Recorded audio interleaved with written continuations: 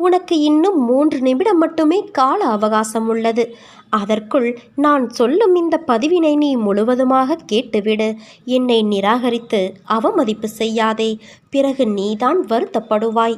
உன்னை தேடி உன் அன்னையான நான் வரப்போகிறேன். அன்பு குழந்தையே, என்னிடம் நீ முழு மனதோடு கேள். என்னிடம் உள்ள அனைத்தையும் நான் உனக்கு தருவேன். ஒவ்வொரு நிலையை நினைத்தும் நீ எதற்கு வேதனைப்படுகிறாய்? இப்படி வேதனை மேல் வேதனைப்பட்டு எதை சாதிக்கப் போகிறாய்? வெளியே வா. அப்போது என் ஆசி உனக்கு முழுவதுமாக கிடைக்கும். வெறும் வாய் வார்த்தைகளால் நான் இதை சொல்லவில்லை. நான் உன்னோடு இருக்கும் பொழுது உன் கவலைகளை என் பாதத்தில் வை. அதன் பிறகு நடப்பதைப் பார். உன்னை படைத்தவள் நான். நம்பிக்கையும் பொறுமையும் கொண்டு இரு. உன் கர்ம பலன்கள் முடிந்து விட்டது. எப்போது நீ என்னை நினைவில் நிறுத்தி கொண்டு பூஜை செய்தாயோ அப்போதே உன்னுடைய கர்ம பலன்கள் பொடி பொடியா